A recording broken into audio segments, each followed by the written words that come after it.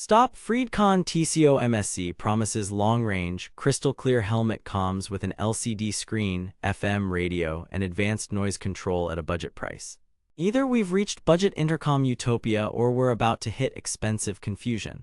On paper, you get up to 800 meters rider-to-rider in open space, pairing for 2 to 3 riders, DSP echo cancellation, hi-fi speakers, and water resistance, with a 4.2-star rating on Amazon. Sounds criminally generous for the money, but here's the thing, specs don't ride with you at 70 miles per hour into a headwind. I mounted the TCOM-SC on 2 helmets and tested it across city streets, highways, and light rain for 2 weeks.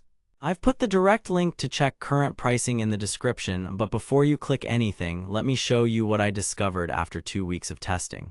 Here's what the TCOM-SC says it will do for you. Give you 800 m of intercom range in open areas for up to 3 riders, with 2 talking at once, deliver clear voice and decent music via DSP noise reduction and hi-fi speakers, keep you informed with an LCD screen and built-in FM radio, survive the elements with a water-resistant design. Sounds confidence-inspiring, right? Especially if you want cheap, simple communication for weekend rides. But here's where things get complicated. Reality check. They claim 800 m range. What you actually get is 250-400 m of reliable intercom in real-world suburban riding, and sometimes less in traffic or with curves and trees. Here's why Bluetooth, especially older versions like this, struggles with line-of-sight and interference. Add cars, buildings, and your own body blocking the antenna, and the range collapses. They claim noise-canceling clarity. Reality. At 60 mph with a decent full-face helmet, you can carry a conversation. At 70-75 mph, wind, roar, and mic clipping kick in, and your buddy hears choppy syllables. DSP helps, but it can't defy physics. The boom mic positioning and helmet acoustics matter more than the marketing. They claim hi-fi speakers. In practice, music sounds thin with noticeable roll-off in bass and a mid-forward profile.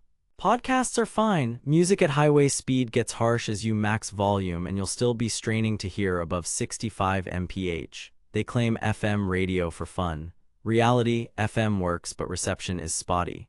Smaller antennas plus a moving helmet equals fade and hiss, and you'll spend more time scanning than enjoying. They imply universal ease of pairing. The truth, pairing with phones is straightforward.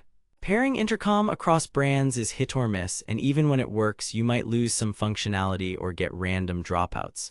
They imply weather readiness. Yes, it's water-resistant, but not fully waterproof. A light rain ride was fine. A sustained downpour left me with a sticky button and one random reboot the next day. Here's where it gets interesting. The LCD screen looks helpful, and it is nice for battery and mode checks at a glance, but it also means more surface area for water ingress and glare.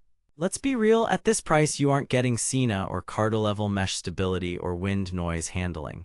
And that 4.2-star rating, dig into the reviews and you'll see a pattern.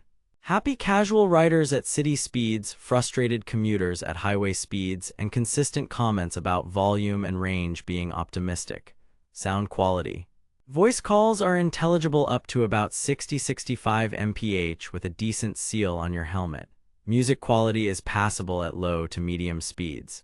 Think clear mids, light bass, and a slightly sizzly top end at max volume. In A/B tests against a mid-tier Cardo, the FreedConn loses on loudness and warmth. Here's what nobody tells you. You'll be tempted to crank it, and that's when distortion creeps in.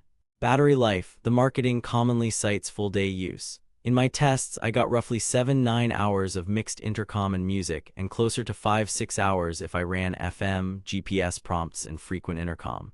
Standby time is great, but active use drains faster than the brochure suggests. Build quality. The unit feels decent for the price, the clamp is secure, and the LCD is genuinely helpful. Buttons are a bit fiddly with thick gloves, and the jog control is small. Water resistance is okay for light rain. I wouldn't trust it in heavy storms, what the marketing doesn't mention. The speaker pads are thin, so ear placement is critical. Get it wrong and you'll lose a lot of volume. Ease of use and connectivity. Pairing to a phone and GPS is simple. Intercom pairing is fine within brand. Cross-brand pairing is inconsistent. The plot twist: when a call comes in or GPS speaks, music often pauses rather than mixing, so you're constantly switching contexts. That's not switching, that's expensive confusion. Review analysis: plenty of 5-star reviews praise value and basic functionality.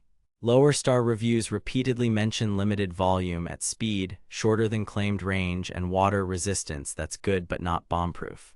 Verdict: buy with caution. If you mostly ride under 60 mph, want to chat with a passenger or a single buddy, and need an entry-level system for under $70, the TCOM-SC delivers solid value with that handy LCD and acceptable audio.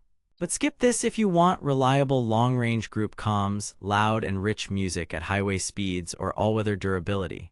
The pros: budget-friendly, informative screen, straightforward setup, decent voice at city speeds. The cons: optimistic range, limited loudness and bass, older Bluetooth tech, and water resistance that's just okay. For commuters and tourers, save your money for a mid-tier Cardo or Sena.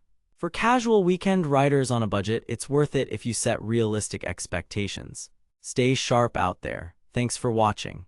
If this review saved you from wasting money or helped you find something actually worth buying, I've put the link to check current pricing and read more reviews in the description. And hey, if you do decide to buy through my link, it helps fund these investigations without costing you extra. Got questions or want me to compare this against another budget intercom? Drop a comment. Next up, I'm pitting budget Bluetooth units against a used mid-tier to see what actually wins on the road. Ride safe, ride smart, and I'll see you in the next one.